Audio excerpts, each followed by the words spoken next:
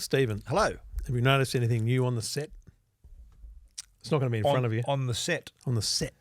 The proper name behind us? Or, is that right? Did we get that one right? Oops. Was there a big oops? How many people noticed? Did anyone notice? I didn't get a single form of communication. I don't think there was a single comment on... So just to be clear, we had the Two Blokes Talking Electric Cars backdrop on our Two Blokes Talking Tech show. And didn't we put a little disclaimer? We made a mistake and no one noticed. Not a single comment on the Facebook or YouTube. But how's this? To shout out to Galliator, who said the private feed got real deep near the end. Enjoy your holidays. I got that message too. It did, yeah, I did. And then this is my favourite though. Colin Percy, who's a long time listener. Yeah, I heard he was shouting at me. Yeah, he was yelling when at me. Stephen mentioned the Aussie broadband email address, I lost my beep and was shouting at my radio as Trevor said others would be. Stephen, what the heck is wrong with you? It was just there. It's like Mount Everest. Why do you climb Mount Everest? It's because it's there. Anyway, look at that. Is this new? Is this got Oscar? That's the special edition Australian. So Oscar wore this helmet specially in Australia. Wow. And so you've been waiting since March to get this? Mate, I ordered these fed income the day of. In March. Wow. And they only arrived now? Yes. Wow. This is his 2024 standard helmet. So this one is the Aussie Australian Grand Prix. He's got a little headache. What about this though? They're 1 to 2 size, 1 to 2 scale. Oh, so double. So okay, it is. Right.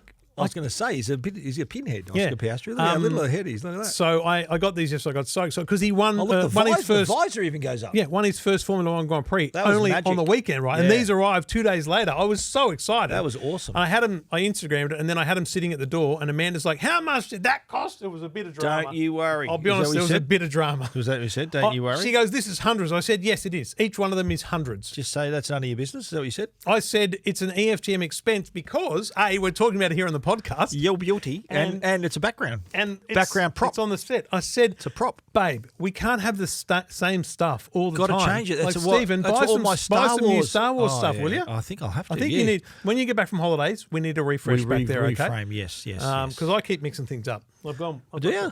Have you not noticed? Well, it's your office, so you know. Hello. The old school phone. Yeah. What? What about, have you still got the typewriter? You haven't got the typewriter? No, it's over there on the subwoofer. Because that typewriter is my backdrop when I do my Zoom calls for TV. And we're going to talk about CrowdStrike later, but one of my interviews was on Channel 10. Yeah. And Sandra Sully, she's a good mate, she said, that typewriter behind you is what we need now. And I said, Sandra, it's made of Lego. It's not real good. It wouldn't help at all. It's no That'd good. Be a bit of a problem. Yeah. Made of Lego. Anyway, it's, that's a massive win for him, though. Oscar Piastri. That's and look, let me. Yeah. And I know there's a bit of politics around it with Lando and all that. Right? I did the rush hour on Triple M with Gus and Jude and Aaron Woods this week. Yep. Talking about the CrowdStrike thing, which we will get to. And Gussie at the end knows I'm a massive rev head. He goes, mate, Oscar Piastri. So I basically went strong editorial. I said, listen, if you're a POM, listen up, okay? Lando did not deserve the win. He got pole position, well-deserved. Oscar, second place, well-deserved. But off the line, Oscar had a better start. Yep. He was on the inside of the first corner and he led and was many seconds ahead. He was gapped. He did a really good job. First set round of stops, ahead, really good. But what happens in Formula One is you're fighting for the Constructors' World Championship, which is every place in this Constructors' World Championship is $10 million extra in prize money, right? Boom. So McLaren want A, to get second, and B, to retain second, and maybe even get first, right? So come 20 laps to go, McLaren are first and second, and they definitely want to stay there. And Lewis Hamilton pits, and it's what's called the undercut. If you pit first, you can undercut the person in front of you by pitting first and going really, really fast on fresh tyres. Yeah. And then when they pit, they actually come out behind you. Yeah. That's what's called the undercut. Uh-huh. And so the fear was that Lewis was 3.5 seconds behind, and if he was cutting some fast laps on better tyres, he would undercut Lando. So they safely went, look, Lando, we're going to bring you in, boom, to avoid the undercut. Oscar, then we'll bring you in, and just so you know, we'll swap you. You'll come out behind Lando, we'll swap you. That's made clear to everyone from the get-go. And any right-minded human being who's ever seen a Formula One race before, and there's a few of them on Threads that haven't, because I smashed them, knew that this had to happen. But Lando was a little pompous brat and waited till 3 laps to go before he did it. And it made it awkward, embarrassing, and it meant that it was reported. I was kind of annoyed with how it got reported because it was reported like he gifted him the win. Yeah, like Oscar apologised for having to win. He won the race fair and square, and I hope he comes out this weekend, gets pole and wins, and that'll mean he's got more Grand Prix wins. Has he ever had pole position, Oscar? Shush. I don't think so, no. Oh, right. Oh, is he a chance of getting pole then this week or what? He's a very fast driver in a very fast car. And he's 23. He's won one race. Lando has won one race. He's year? had 110 goes at winning a race. Oh, in his career, really? 35. Wow. So he got it pretty soon then, He got it nice. Like a lot of drivers took a year. Some never get one. Yeah, wow. Some never get a win. So he's only had one Formula One win, Lando. Lando's only won one race. Wow, I'm surprised by that. And he's botched a couple as well. So there you go. Anyway, proud getting Aussie moment. And you know what? I saw a clip on the Instagram or TikTok or something of, it might have been Waleed Ali, I'll be honest. And him and Steve Price, the Melbourne Talkback host. Yeah. And Steve and him were talking about this was a big win. And I think it was Waleed said, you know what? Australia's got to get behind this kid. Like, he's a superstar. Yes, and he could... He will probably do better than Mark Webber did, and Mark's probably our best. Well, he's in a great team, though. He's in years. McLaren's like a gun team. Mark was in Red Bull. He was in a pretty good team. Yeah, so, fair enough. but it's huge. I think the politics between the drivers sometimes is a bit This is hard the problem to with navigate. being a Formula One team and having two great drivers is they will have to battle. Competitive, yeah. They're competing against them like everyone else, Whereas I suppose, Sergio Perez, Max's second driver, is not good enough to win, but he's also not doing very well. So I think, Christian Horner, if you're listening, big fan of the show, sack Sergio Perez, put Daniel in that seat and say, mate, this is your last contract if you don't perform. This is it. Right. This is your last chance. Which team's that? Put it with Red Bull. Put him beside Max because he can drive that Max car Verstappen, fast. He can drive. Daniel can be a number two. He's not going to be world champion. Just be number two and But race really well. two. And then they'll sign him again for next year because he'll be a solid number two. They just want to win the Constructors' World Championship and they'll pay him coin for it. I remember for the Melbourne Grand Prix, the Australian Grand Prix, which is Oscar's hometown. Yes. And where did he come? Third in that? Or fourth? Just missed the podium. He just missed podium. I think he was fourth. Yeah. I think Lando got second or third or something. Right. And the dream scenario would have been him winning Melbourne, like his hometown. That would have been a fairy tale. It just hasn't happened. So it will be unbelievable if it happens next year. Next year. Yeah. Anyway, will you go down next time or what? Oh, I think could you better be convinced. make arrangements already. I think you should sort of plant the seed to your wife that you're going down. I've got other things. Don't ask her, tell her that you're going down. Stephen, just say, listen, I've been invited. I've got to work down there. Today show, mate, you know the deal. That is how I pitch most of my trips. Today show. I've got to do the Today Show, darling. Okay, you're going away again. Stop calling me darling. For 2 days. Okay, yeah, I've got to do the Today Show. Yeah. All right, we'll see how that goes. Welcome to Two Blokes Talking Tech Not a bad price. with Trevor Long from EFTM.com Really handy device. and Stephen Fennick from techguide.com.au. Episode 643, the penultimate Stephen Fennick episode before For now. his big break. Yeah. A big break. Big break. Not as in he's going to break out and be successful. He's already been successful. He is successful. Just before he takes a little wee holiday break, and spends some time with his beautiful wife who he's neglected heavily over the last 13 years. I wouldn't say that, but she's got some LV bags. Don't worry about that. Oh, yeah. She's doing very well. Yeah. She gets spoiled, man. Jay. Anyway, I don't have a formal plan what's going to happen in 2 weeks, but I'll get to that at some point. I'll work it out. That's your problem, Yeah, mate. I was going to say he doesn't care either. I think we'll probably end up just doing audio while you're away because it'll probably simplify things if I'm honest. Okay. Yep. If I can get someone to come here, I will, but I'm not expecting that, so I might just take the roadcaster and do my best. Over to you. I might just not do this. I might just sit here and talk to myself. That'd be called the EFTM podcast then, wouldn't it? That's Maybe. true. Yeah. That's also true. Anyway. Make it one bloke talking. Episode 643. Thanks to the great people at Netgear and Arlo. We appreciate their support. We'll tell you more about them shortly. Stephen, any news this week that you can remember? You know what? It was funny. Friday, I went for a nice lunch and came home and thought, I've just got one little thing to do and the weekend's going to start and I'm going to just relax. My day was remarkably similar but different because I was in Young visiting my mum and I was driving home on Friday. Yep. We left at, 9:30, 10. About a 5-hour drive.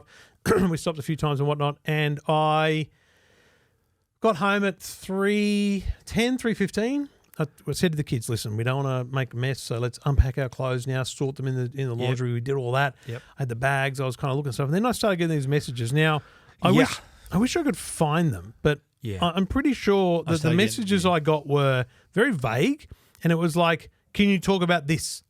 And I'm like, what?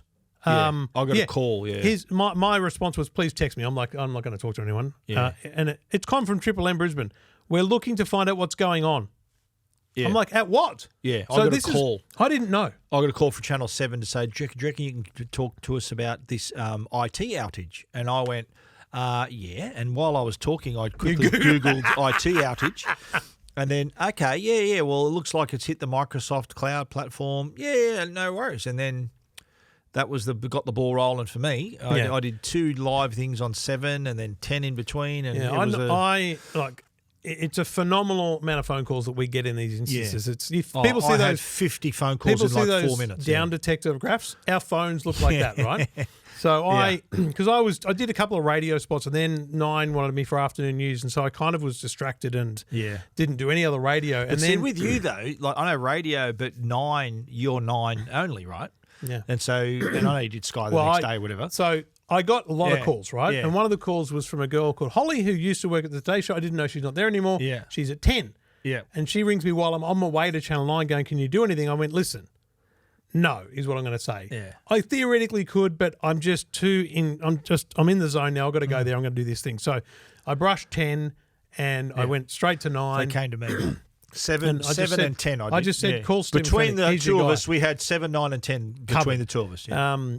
And so it is. It's a weird thing because Chris O'Keefe was getting good information. I spoke to him 2 or 3 times in the afternoon, and he was the first person. At 4 o'clock, I spoke to him. He was the first person to mention CrowdStrike. Yeah.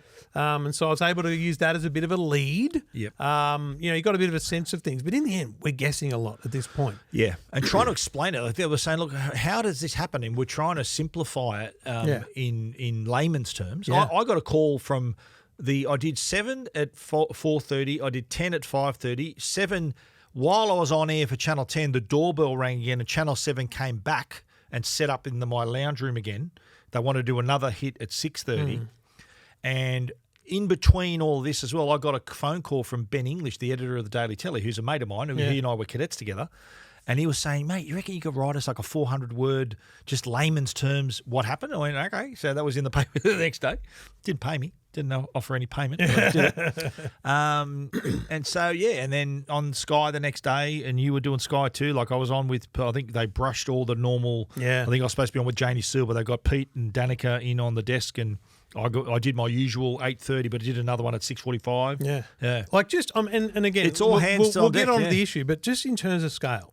That this is the biggest story I think we've ever covered. I sat at the desk for the 6 o'clock news for a current affair and then did 3 Today Show crosses on Saturday morning. Yeah. Like that's unprecedented. Even I was thinking about, I think I wrote on LinkedIn, like Facebook's dropping news a couple of years ago, Optus outage. They're big stories. This is bigger. Yeah, I agree. And they asked me that. And I said, have you ever seen anything bigger? I said, I can't. I've heard of outages, say like airlines can't process people or Australia's down, but I've never seen it across all these categories and across the world. So fast forward a little bit and we start to get information. We guarantee ourselves now it's definitely CrowdStrike.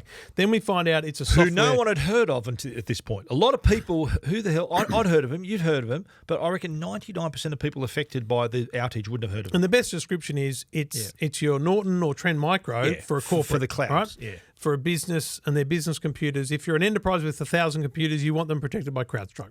That's what you do. You don't install Norton, you install CrowdStrike. Is one of the options. It's an industrial strength. They've only got 26,000 customers around the world, but they protect tens of millions of computers, right? Yeah. The number of computers affected here was 8.5 million, which was only less than 1% of all Windows computers. That staggers me. I spoke about it on Tech Guide earlier this week, and that was my lead, saying it could have been worse. Yes. It was less than 1%. It just goes to show, though, the footprint of Windows. Microsoft Windows is the platform. And if 1% is 8.5, so it must be under 850 million Windows computers in the world. Yeah. Now, the best analogy I could come up with to try and help people understand how this happened as a software update was, okay, let's say you've got Facebook on your phone as an app. and let's say you're paying for Facebook on your phone. So it's a subscription, so you're paying for it. We've all got automatic app updates turn on. Yeah. Like, who doesn't now have automatic app updates turn on?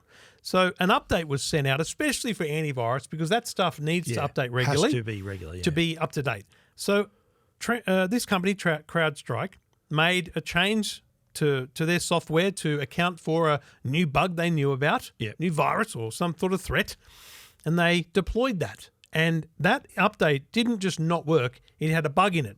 That bug was so bad that Windows could not boot up. Yeah. And that's what went wrong. And getting worse, when you have a blue screen of death, you can't remotely fix that. Yeah. And so an IT person needed to attend to every physical computer. And the best example of that is Luke Boner on Triple M. He's at home on the weekend. His work laptop is not working because it got the update. And it's a work laptop. Yeah. He had to go into work on Monday and get IT to fix it. Yeah. It didn't just fix itself, It had to be on-site update and run the new update and reboot it. Just an unbelievable, staggering thing. Now, we do have a lot more information now from CrowdStrike, and I'll give you a couple of bits of information they've released just a little bit before recording this. Is they say that on July 19, which is last week, Blue Friday, I love the name. Two template instances were deployed, and due to a bug in their content validator, one of the two passed validation despite containing problematic content data. Based on the testing performed before the initial deployment, trusting the checks performed on the content validator, and previous successful deployments, these instances were deployed into production. Yeah. And so essentially, their systems didn't pick up the bug. Yeah, and off it went. And then it went into so the act of Windows not being able to read. So the blue screen of death is basically I'm going to shut down because I'm not secure. I'll try and reboot. Yeah, I'll try and reboot, but I keep seeing this. Can't do it. I keep seeing this error. I'm sorry, I can't. I can't do it. So it's like a defense mechanism, isn't it? Yes, for Windows, it's a defense mechanism. Yeah. So there's this one corrupted file that needed to simply be deleted from the computer. Yeah. And then Windows would bypass the fault. When I was on Sky on Saturday, I used the line. I said it's a line of code that stopped the world. Yeah. And Peter Stefanovic goes, "Yeah, that's a good way of putting it." I think they shared it on Facebook with that as the headline. Yeah. And that's basically what happened. No, it's 100% one what happened. One line of code. And it's fascinating because we now have this realization of the dramatic impact of technology. Yeah. And we'll talk a little bit about what next and that kind of thing. Yeah. But CrowdStrike, their valuation dropped 30% in Friday and Monday. So they were a $100 billion company. Now they're a $70 billion company. Just wiped off like that, eh? Just gone ski. They are being reasonably transparent. A lot of it's very technical, but I think nerds would appreciate how transparent they're being. You interviewed, what's his name, Michael Santonis. Look, and he was apologetic, rightly so. He was somber, rightly so. Yeah. He accepted, the best thing about that chat that I took out was he accepted that there would have to be a conversation about compensation and potential litigation. So he was talking about remediation, so that's basically fixing the problem. Basically, he's saying we haven't fixed it yet, so can we finish fixing it and then we'll worry about that. Talk about how much, so they'd be insured, wouldn't they? Would they have insurance to cover them for that, or what would they do? Would they just pay them out of their own pocket? Well, the challenging thing is... How do you have the valuation of what we lost? So, if you're Southern Cross Austereo, Channel 9, you go, listen, we're paying you $50,000 a month. We're not going to do that for the next 6 months, okay? Like you maybe negotiate out of it, right? That's a lot. Maybe some sort of negotiation out of it in that way. A discount for a few months. Others are going to go, no, we had physical losses, like we had to employ IT people to fix this. So what about retailers? Costs. Like I'm sure you heard all the stories. Like there'd be people at checkouts with shopping carts full of food. The thing about that is it a loss or is it just a deferred payment? Because if you went in on Friday and didn't buy your groceries, you probably went back on Saturday and bought them. Yeah, true. So or they would have gone somewhere else. Potentially. You didn't buy it at Woolies, you're going to go to Coles the next day. If that was working, good point. Yeah. It's the cost of deploying the IT staff. So I think there will be a class action because I think there will be people whose flights didn't go and they don't have travel insurance. There'll be people affected who will want to class action these people big time. So I think they're in for So if you didn't have travel insurance, have you got any leg to stand on there? Or if you didn't have travel insurance? A class action is your only hope, I think. Okay. I think that's the best hope you've got. Yeah, I heard stories. I think one of my wife's friends was saying they were trying to get home from Ballina or from around Byron Bay, and they Ubered back to where their hotel was, and Ubered back to the hotel the next day. Still couldn't get a flight the next day. I had to Uber back. And I said, why don't they just hire a car and drive? Like, it could have just driven. It would have cost less than the Uber. So from CrowdStrike's point of view, they say, how do we prevent this from happening again? Yeah. They say improve rapid response content testing by using local development testing, content update, rollback testing. They've got all these new things they're going to do, right? Yeah. And additional validation text. Wouldn't you expect them to have a kind of an internal, when we're building say we're redesigning our website. Yeah, you have a staging site. You got a little site where you can check it out. They don't do that? They say it was put through their normal tests. Oh. And Mike Santona said to me, these are the same things we've done for 10 years. Yeah, we've been deploying these content updates and changes for 10 years. Wow. And this has never happened before. This bug still got through the keeper. So essentially, they've had to build new systems that will stop this again, right? Wow. So that's CrowdStrike. They'll work on it. Their passport's been stamped. They're either going to survive or not. Yeah. There's nothing we can do about that now. It's not like they're a massive company and still people rely on them. There'll be companies that ditch them for sure. Here's my thing. And the interview that you did with Michael, I would have thrown in a couple others. I think he might have answered the fact that has this happened to them before? Have they done this and it affected downstream customers before? Yeah. The other question I would have asked was there's a call now with the reliance on one brand in this space. Yeah. And Microsoft Windows falls in this category too, right? Yeah. With the reliance on one brand, should there be some sort of diversification of systems? My answer to that is there's only 23,000 customers. It's only 1% of computers. Yeah. So how reliant are we on that one brand? Yeah. Well, I think you will look find who the customers are though. Yeah, I know, but Coles didn't have what didn't have problems? See, the problems are highlighted because it's a massive drama, right? Right? But if we actually look at who was affected, did every airline not be able to check people in? There would have been some airlines. There were some that were fine, right? Yeah, because they were using different systems. I don't think we're as reliant on this company as we think we are. Yeah, I just think it was massive and highlighted the small scale of their impact of 1%. Was actually pretty big, but it's they don't have market domominance. Do you know what I mean? Like I don't think anyone could argue that. But I remember being asked as well, shouldn't they have a spare system, a redundant system? And companies, I'd imagine that emergency services, hospitals, maybe the military might have their own little proprietary redundancy or their own system. But a company's system, and I explained it in this way when I was asked, I said, well, the system's their system. It's massive, costs them millions of dollars. I said, look, do you have a backup car if your car doesn't start in the morning? He said, well, no, I don't. I said, well, because you expect your car to be reliable and work every day. And that's the same companies have the same thought about their system. So here's my view. And I have worked in management in a large organisation at SBS where I've managed the IT department and I've done strategy on this kind of thing.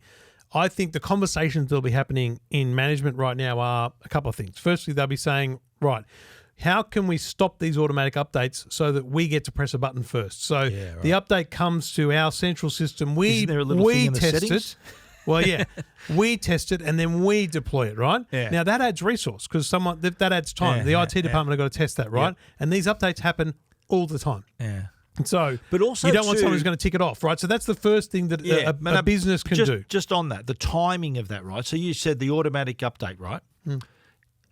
Look at the time frames, right? So the US was asleep, right? That's why Australia was affected. Our afternoon, That's right. But other parts of the world were affected as well. They woke up to the drama. Other parts of the world were affected primarily because they were 24, like an airline in the UK was affected because their systems were online 24/7, right? But is that why the system was deployed because it was nighttime in America? Potentially, yeah. Because they think, most of the tech comments on this are, don't you do stage rollouts of these things and all that kind of stuff, exactly right? Yeah. So I think businesses will look at their own vetting of these things. Yeah. And I think Microsoft will probably look at the blue screen of death and go, right, could we have identified what was the cause and determined if that could be skipped easily so that the restoration, the remediation, as Mike called it, could have been done better and faster. Yeah, like isn't it almost like like on your Mac you got a time machine?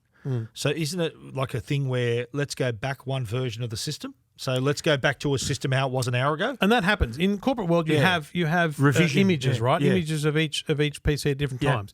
But the risk to that is if you just let things go back, who's to say that you haven't planted a seed, which is a virus that attacks the previous version, and when you go back, the virus, you know what I mean? We've got to be careful not to actually take away the very thing this is built to protect. The irony of this whole thing is this company's security basis is to secure companies, prevent cyber attacks, which prevents outages, and they cause the biggest outage in IT history. That's how I described it. I said this is the security guard of the cloud, and the security guards cause a problem. The one I heard was, and it was the COO at Southern Cross Austereo, and I'll butcher this, but he said to his IT team, I think in thanking them, he said, listen, the shepherd watches over a flock to protect from foxes, right? Yeah. What happened here was the shepherd attacked the flock. Yeah, exactly. Like, it's unbelievable. The security guy did the damage. It's just wild. Yeah.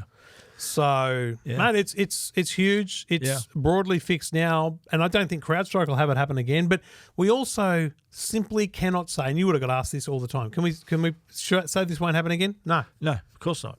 But I was saying that, look, let's hope they learn from this, because the only upside of this is that you learn.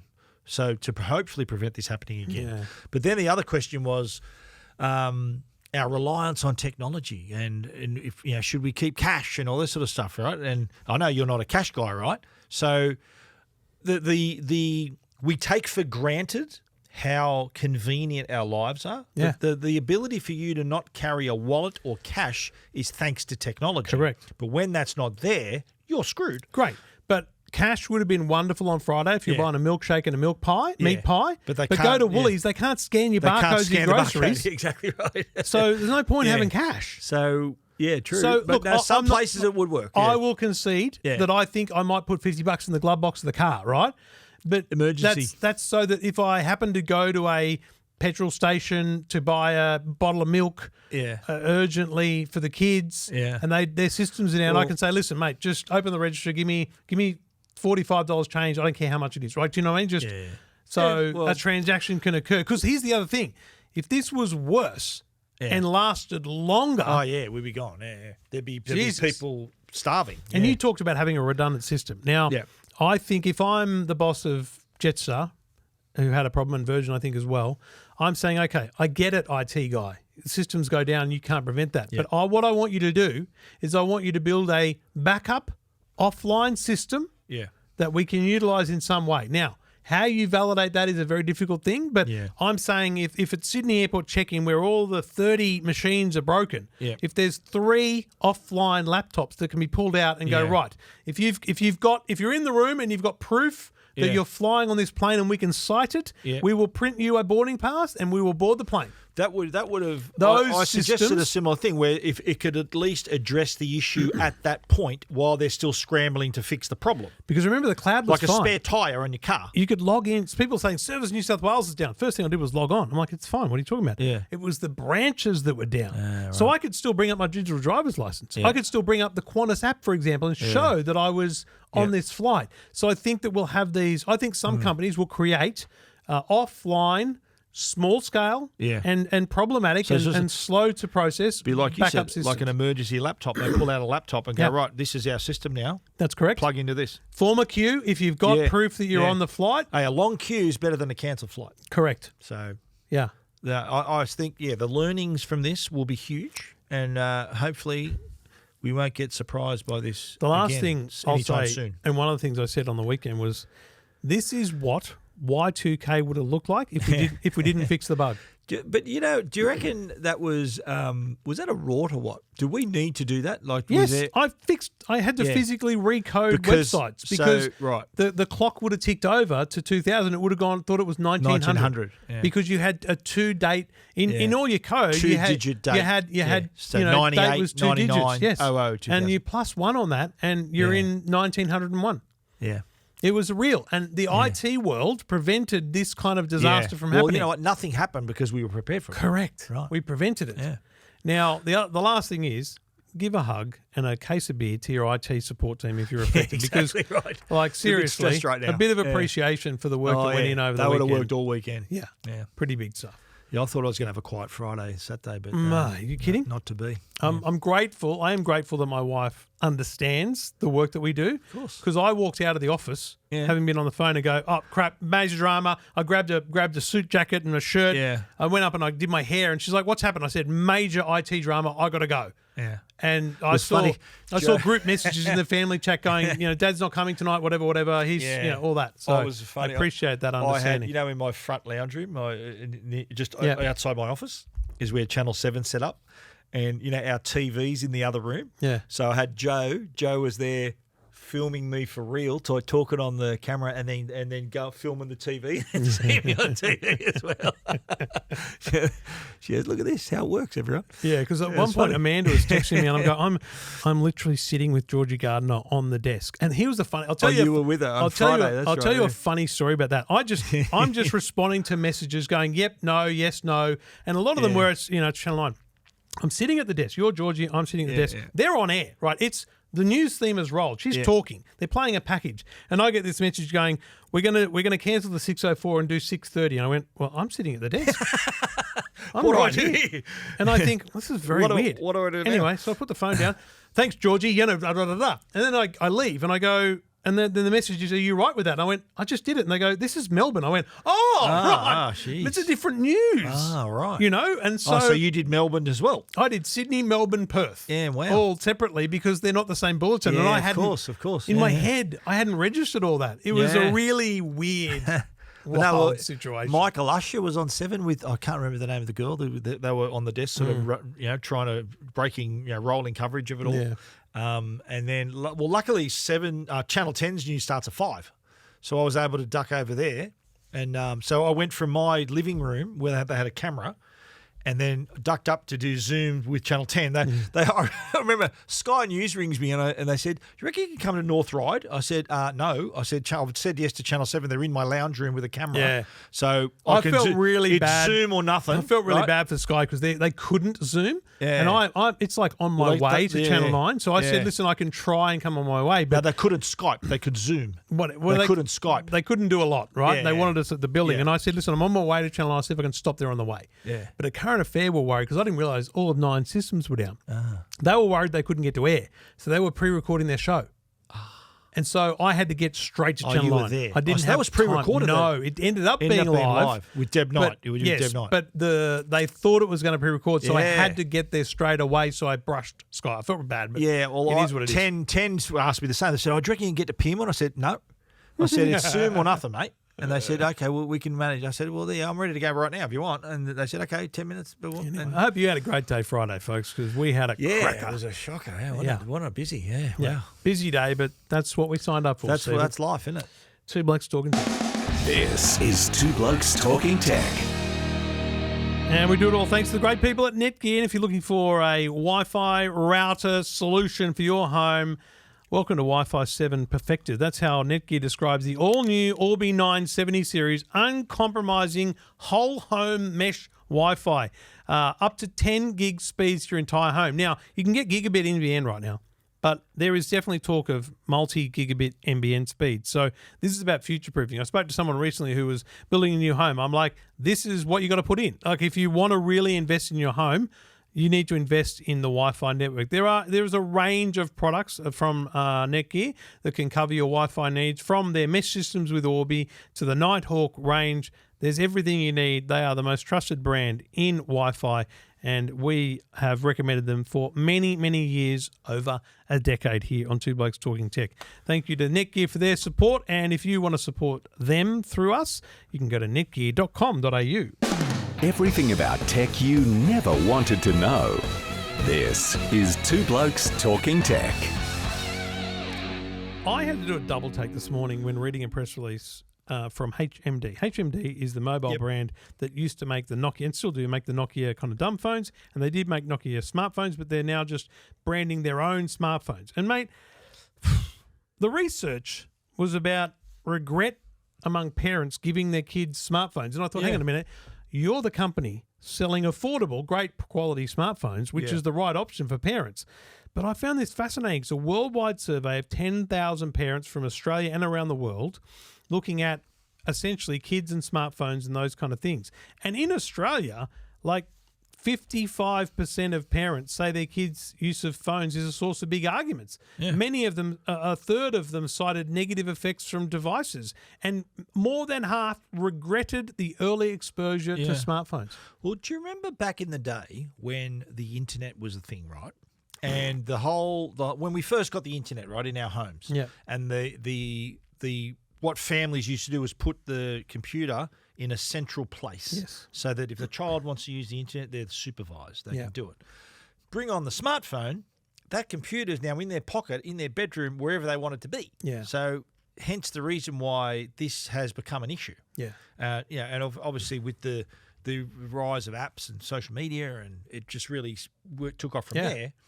But it also comes back to what's the right age to give your child a phone. Yeah. Now, there's no right answer or wrong answer to that. So I don't know Every about child's you. different.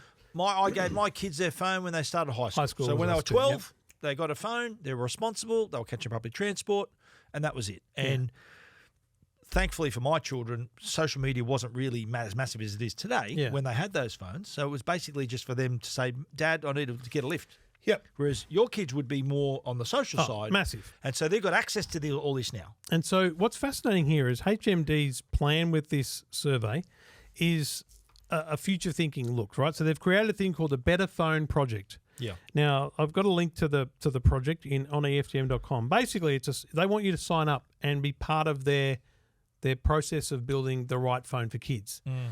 I'm all in on that, mate, because I'll tell you right now, I think there is an answer from HMD. HMD is perfectly placed to answer this question, right? Okay. The perfect phone for an 11 or 12-year-old. Because what do you want? Why are you giving them a phone? You're giving them a phone because they're catching the bus, they're walking, you want them to be able to contact you, right? Yep. Also, I want to know where they are. These days, parents want to know where they are. We all have Life 360 on our phones. We love it. As a family, we have no problem tracking each other. It's great. So here's the problem. HMD have the solution, which is the Nokia phone, the dumb phone. Yep. But it's too dumb. Yeah. For most parents. They need like a semi-smartphone. I need a Nokia dumb phone with Life 360 on it. Right? Okay.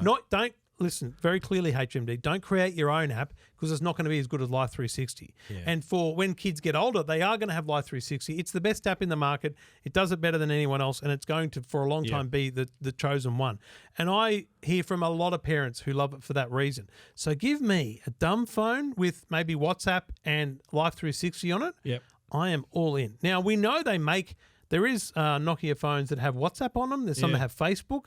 So they just need to work with the people at Life 360 and go, we want to bring your app here. We think it's the perfect phone for kids. Yeah. It's like $100 phone now. Make it $150. I don't care. Like, weren't there watches that could sort of do this? Yeah, but again... And the watch had deliberately not all the functions of a smartphone. Totally. So, but unfortunately... Those watches are great for 7, 8, and 9-year-olds, but they look a bit funky for a teenager at high school. Mm-hmm. The Apple Watch has a solution, but it's only got one telco, so it's not perfect. Yeah. Basically, kids want a phone. And you want to be able to ring your kids, and you want them to be embarrassed talking to their watch, right? So let's just be real about it. Yeah. The watch is good, but it's not the perfect solution. So, mate, I think HMD can solve this problem really quickly. Because they have been on a bit of recently in the last few months, they're releasing phones that, they've got a phone called the boring phone because it doesn't let you be preoccupied with your phone. Yeah. So I think their heart's in the right place here with their 100%. Devices. So I think it's credit to them that they're in the game. It's basically, it'd be like a car company saying that you need to drive less. Yeah. So it'd be like a car company saying, "What's the perfect car for an L plater and a P plater and an early driver? We want to build it, and we want to make sure that you own that car." Yeah. And the thing is, it's also probably smart foreshadowing because we know there's going to be legislative changes around the world on social media. Social media and ages. So why not get ahead of that? Yeah. Now, there's been other people create phones for kids. We know someone that did that. But it's a smartphone. The only difference is it doesn't have a camera. No camera, yeah. That's not the problem anymore. There is a problem, obviously, kids sending photos, but the real problem is the apps and the social media and the bullying and all that kind of stuff. Yeah. So really, give kids what the parents need, not what the kids want. So and that is to be able to call my kids, for them to be able to call me. Yeah. Hopefully there's some restrictions on who they can call and which is on the watches, and give me tracking with Live 360. Yeah. And I'm all in. But look at from the kids' perspective. They think, I'm going to get a phone. I can play games, spend time on looking at stuff. Snake is awesome. Yeah. but get on social media. So they've got all this access to but things. so this is we think it's going to be a problem, but I'm telling you, today's 5-year-old, when they, in 5 years from now, if they're given this phone, they say this is going to be a phone for year 7 and 8. Yeah. And when you're in year 9, we'll talk about whether or not you should get access to social media, and we'll teach you. Like that, it needs to be a progression. Isn't the problem though that a lot of young kids, I see it every day. They're given their phone, their mum and dad's phone, and they're smashing it. They're better on it than they are. So how do you give that child who's used to playing with a phone, a proper phone, how do you tell that kid when they're 10 you're going to get a worse phone than that? They're going to think, parenting. What's this? Parenting. Yeah. So you reckon? Same way my youngest two have Android phones, despite the fact they want an iPhone. Yeah. I'm not getting you an iPhone. But no way. So you're saying, and look, suck it up, parents. I say, be hard. Like I'd be sitting in a cafe, and look, good on them. That you parent how you want, right? But the kids sitting there with the phone or an iPad, and they're just sitting there, just watching a screen. The parents are chatting away, just keeping the kid quiet. What do you think of that? Like, my kids, I wasn't able to do that with my kids when they were young. But what do you think of that as sort of being a little semi-babysitter? I think it's wrong to judge people on that because you I'm don't. Not judging, no. asking, I'm just saying it's hard to make that judgment because I don't know what else happens in their life. If that's what they do when they're at home as well, then I'm out. Like, come on, folks, get a playpen. Put them in there, give them some toys. I don't care. Do something else. Mate, I would prefer you put on ABC iView for your kids so they're watching kids' shows, not YouTube. There's a babysitter because you've got to do the dishes. You've got to clean the house. It's tough, so right? Instead of just giving them a phone, because you know what? If you do it once, they'll expect it all the time. They'll ask for it all the time as well. The other thing is, and I don't know the research, but there's pretty good understanding that kids' habits can change really quickly. You can change a kid. I think in our house, we've probably let the rules go a little bit on like phones after dinner time, for example. That used to be a rule, and I've noticed that we haven't really enforced that. I tell you right now, I could enforce that next week, and it'd be a horrible week. But a week later, that'll be like, whatever, I'll just watch Mr. Beast on YouTube. I don't care. Like, I'll watch it on TV. Like, it's a real challenge for parents, man. And you lived through it more than me. Like, thankfully, my kids, none of this stuff was really an issue for when my kids were having their first phones. And look, parents need help, mate. Parents need help. In this survey, they talk about, I think it's 50% of parents want the government to provide the guidance on how to do this better. The government to provide the guidance? They think the government should be educating them. Right. So, and, mate, the E-Safety Commissioner... Where do you do that? Through schools? Or how do you do that? Yeah, well, that's what they say as well. 54% of parents want more guidance on help to manage screen time. I think they mentioned schools somewhere as well. But you just nailed it then. It's parenting. I'm sorry. Most of these problems are parenting. Set the rules. It's like this 16-year-old social media age limit. It's great. Good on you. Great discussion. I'm not going to get involved because it's a stupid idea because it doesn't solve the problem. There's still going to be bullying on WhatsApp and iMessage and SMS, right? Yep. If you're not parenting and you don't understand when your kids are having problems and talking to them about it and your kids don't feel comfortable coming to you, then we've got to be better at that. Yeah. I'm not perfect. We've had our issues with social media and all that stuff. We've all got to get better. But if you're assuming that a blanket rule is going to help, it's not. Yep. That's the bottom line. Yeah. So I think, mate, getting to a point in 5 or 10 years where there's an entry-level phone and then there's the next one is a great place. And I think HMD could nail this. Makes sense. Yeah, and you know what? It'd be a big market. There'd be a lot of parents. If it takes the heat off the parents, it actually helps because there's talk in the stats there of parents concerned about their child's mental health and all this stuff happening to them. Yeah. Then if you can avoid that, then of course that's going to be something people will want. I think it's a great idea for HMD to just be having the conversation. It's called the Better Phone Project. There's a link on EFTM.com. I think it's a great idea. I don't know what will come of it, but good on them for having the conversation. Good on them for putting in a press release that says phones might not be great. Yeah. They're a phone company. Yeah. It's the kind of press release that someone campaigning against the age limits would put out. Be like an institution or something would do, like a university study or something. Yeah, so good on them. Well done. This is Two Blokes Talking Tech with Trevor Long and Stephen Fennick. Alrighty, JBL have released. Do you remember when they did that? It was the Tour Pro 2 had the screen on the charging case. Do you remember that? Yes. I think we saw that at CES JBL last year. Tour 2 Tour Pro 2. Tour Pro 2. And that was a revelation. They've now decided to include the smart charging case with the screen, to their new Live 3 series. So it is more affordable, so accessible by more customers. And this is, you think about when you are using your earphones, and you normally you can control everything with, you got to have your smartphone in your hand.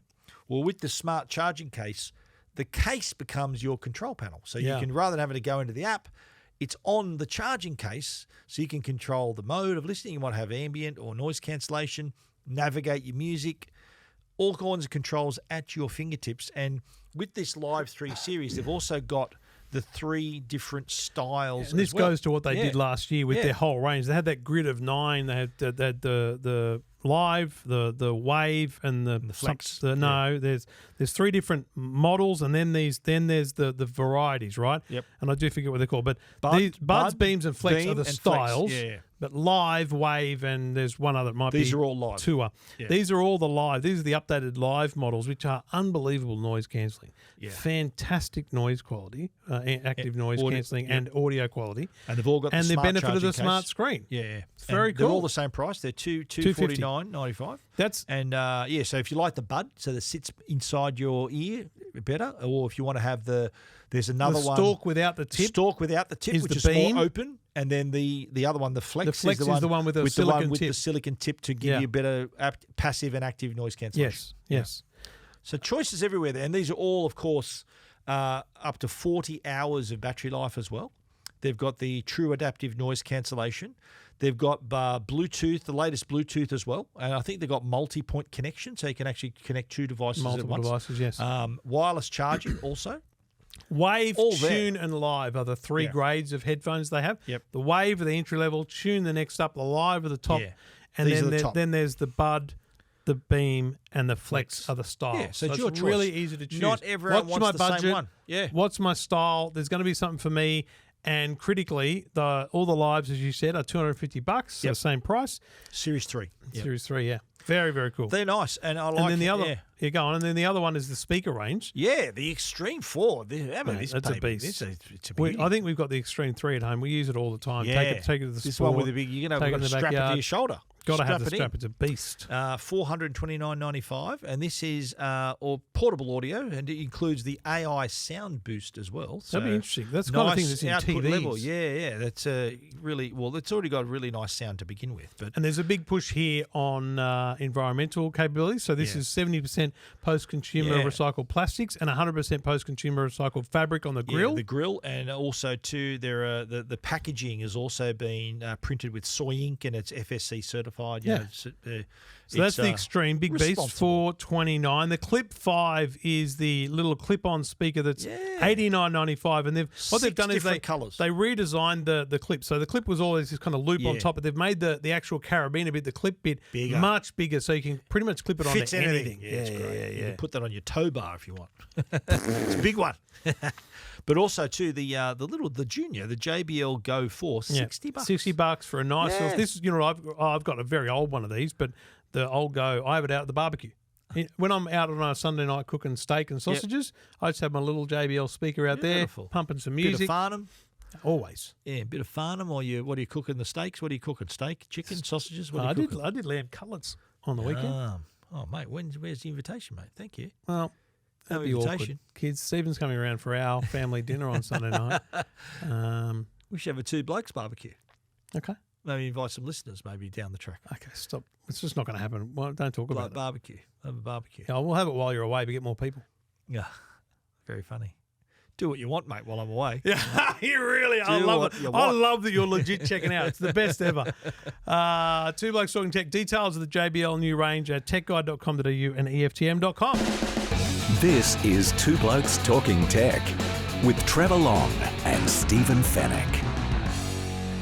2 Blokes Talking Tech is proudly supported by Arlo. Arlo is the place to go if you're looking for wireless security cameras, and they have had a slight price reduction on their Pro series of cameras. The Pro 5 2K is now only $279. Yeah. What does 2K mean? It means it's 2K high-definition video, HDR video as a matter of fact, color night vision, 12 times zoom, and 160 field of view. So that's nearly 180, so you can cover a lot more space in your front yard, your Guess backyard. what I set up at Mum's place last week? The profile for 2K. She said to me, she rings me, and she goes, I'm going to visit your sister in a week. I went, okay, whatever. She goes, I need cameras. Oh, okay, fair enough, Mum. No worries, yeah, good. So I'll just get some cameras for you. So I've set up 3 Arlo cameras for her.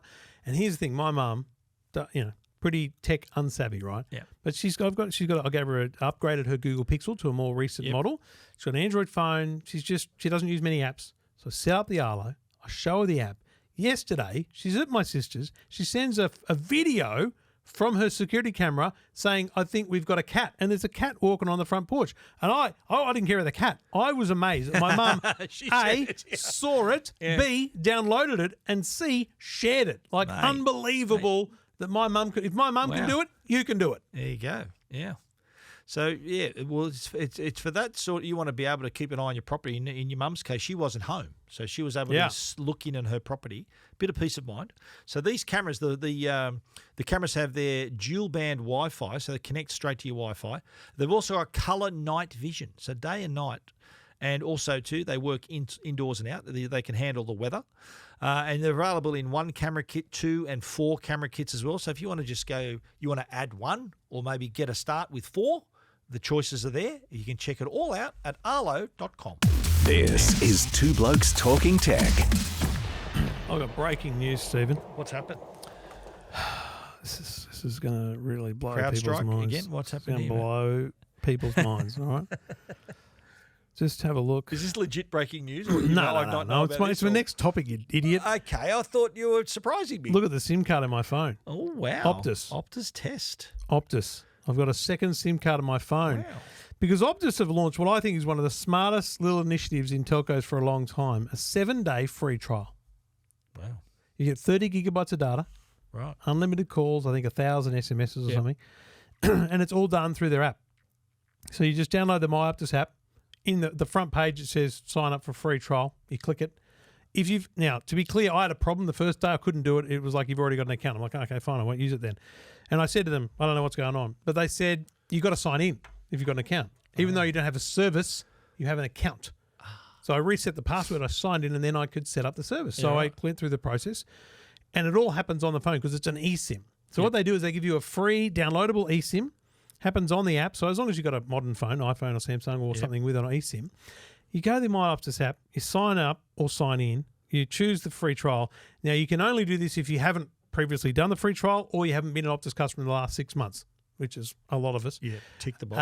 And then, boom, you got an eSIM. Now, it's a random number, but then after the 7-day free trial, you can then port your number over and transition it so it's your phone number. Yep. So right now, I've got 2 phone numbers, my real one and then my new Optus one, and I've set it up so that my data, with an eSIM, people don't know, with dual SIM, even if you had an old physical SIMs, with a dual SIM, you can say, for calls, I want to use this SIM, for messages, I want to use this SIM, and for data, I want to use this SIM. Yep. So I've said for calls and messages, keep using Vodafone, and for data, use Optus. Right. But if I want to ring you, I can just choose, when I dial your phone number, I can choose which SIM to use when I hit the dial button. button. So they just gave you a random number for the Optus SIM. Yeah, right. And mate, it worked a treat. Yeah, wow. So the thing here is we talk so often to people who, I'm sick of this plan I'm on. Well, go to Optus or go to Vodafone or go, I got to be with Telstra. Right, I'm sick of hearing it. Yep. Put this test SIM on your phone. Yeah. So remember during COVID, I switched around telcos heaps and I did try Optus and I couldn't use them at my house. The service wasn't great. Yeah.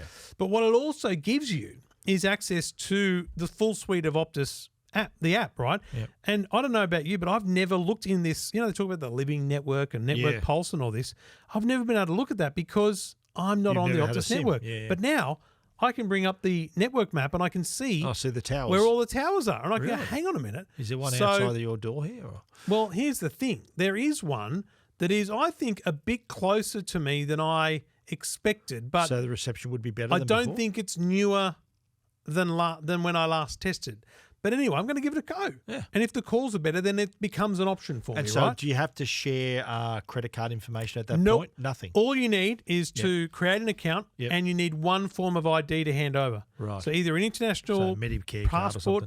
No, Australian passport or Australian driver's license. One of those three. Now, Something with a I'm going to picture give them a pass on the fact that I had to hand over my driver's license details, given what they did with it last time. Some hackers got that now. It would have been great if they'd incorporated the government digital ID already. Like, that'd be sick. Yeah. Imagine they said 7-day trial. And we've already identified you. And you can use the government ID app to identify yourself if you choose, right? Boom. That'd be wild. And so what happens after 7 days? Do they start charging you? Or? No, it just stops working. They don't have a credit card. It just stops working. Okay, wow. If I don't like it, I don't use it. Okay. But if I like it, I'll give it a go. I can switch my number over to it. That's a really good idea. Has anyone else ever done that before? No, not that I know of. They've done eSIM is pretty, they've done like Vodafone. I think still has the 30-day money back kind of network guarantee. Yeah. So Vodafone's but idea you've got to create an account. You've got to sign up. You become a customer. If you don't like it, you can bugger off. Yeah, right. Now that's so this cool. one just evaporates after 7 days. Just stops working. Just stops working, and no obligation. None. No. They can't charge you. They don't have your details. They can't cancel anything on you because they can't charge you because you don't have a credit card. Nope. So you don't have to cancel anything. It I don't have just to do anything. I'll just stop working. using it. But if you want to keep the service, I can keep it, then you and say I can hello. port my number After the trial. after the trial. Yeah, okay. Like I could, if I went today, oh, this is good. Like, mate, I did a speed test sitting right here. It was 450 meg. What? I'm like, what? That's better than my NBN here in this office. That's So 5G, obviously, isn't it? yeah, Wow. there's a tower just over the back there. Yeah, right. Really so close did to the show up office. on your map, did it? Yeah. Ah. Oh, the one here does, but there's none near. There's none closer to my house than So I. you got Optus. So would have they'd be expected. all on that tower, wouldn't they? No, that's the thing. It's wild how many towers are just one telco. Really? Wow.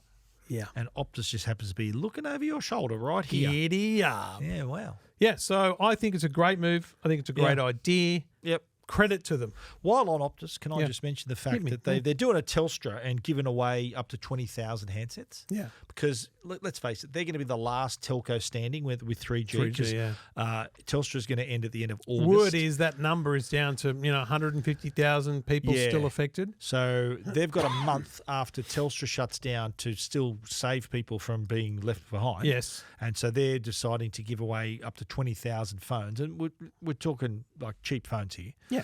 But they've also offered post-pay plans, I think, where they're offering you up to $400 credit on a phone. And a lot of the phones are under $400 anyway. So basically you're getting a free phone on a 24 or 36-month plan.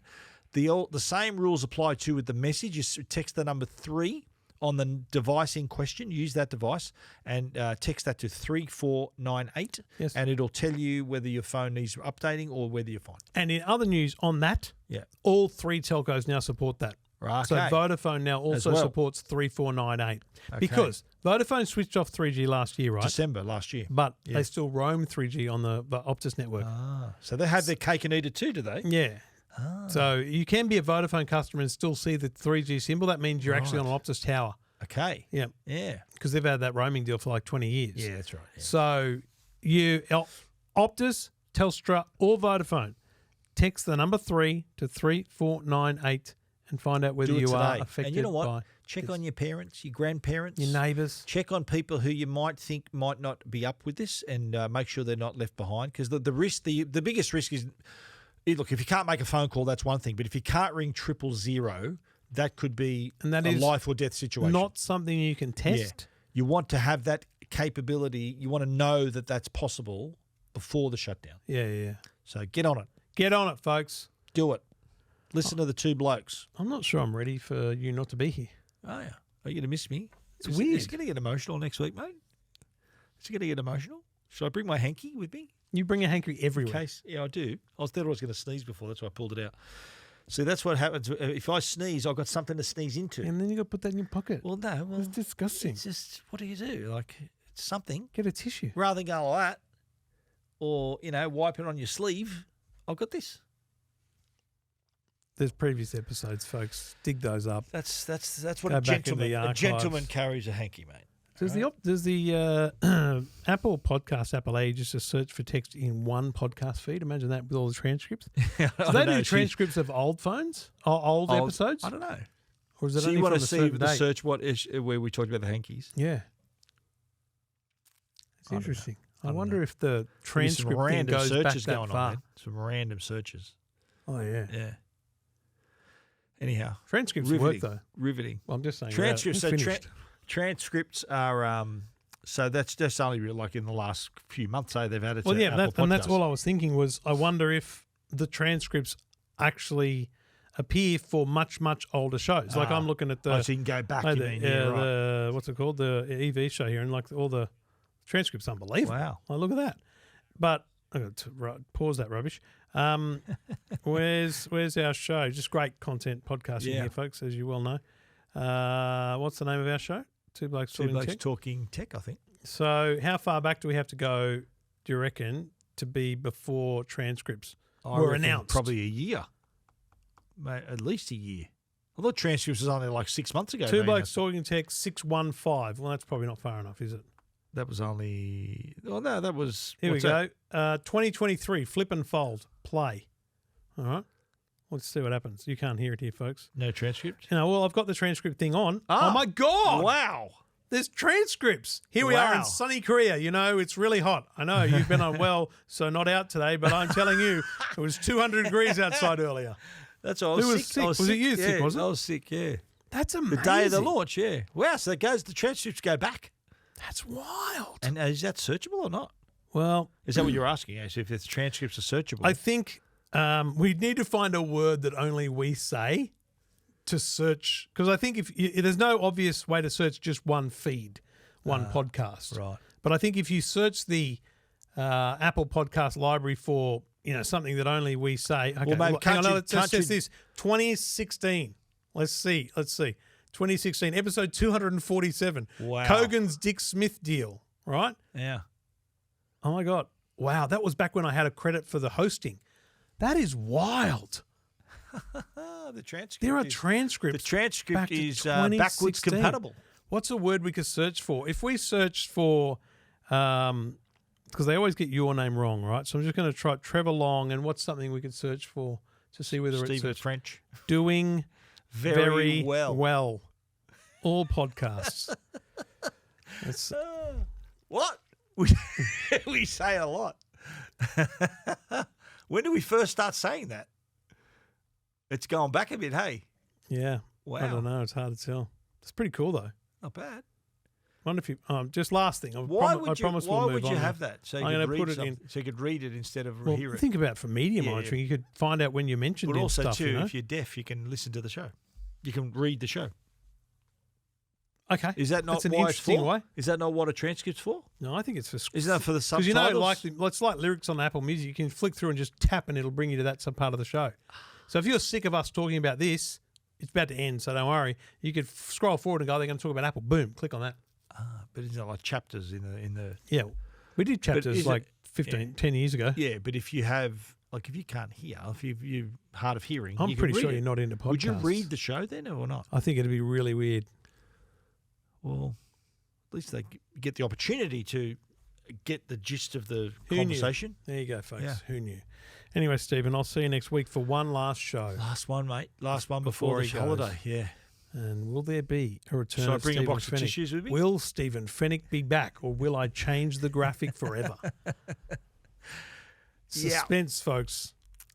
Hey? Yeah, it's a package deal, mate. It's a package deal.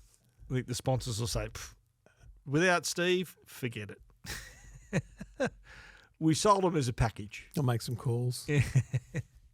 Do your best, mate. Do your best. I'll be in Europe somewhere. Not giving a rat's about what's going on back here. I'm still a bit anxious, but I'll once I get everything that I need to get done, I'll be happy. I'll be all right. Let's begin holiday mode. On the private feed on Friday, we're going to go through your to-do list. Okay. Okay. We're going to help you out. We're going to make productivity. It's going to happen. Okay. Great. See you next week. See mate. you, buddy. This is Two Blokes Talking Tech.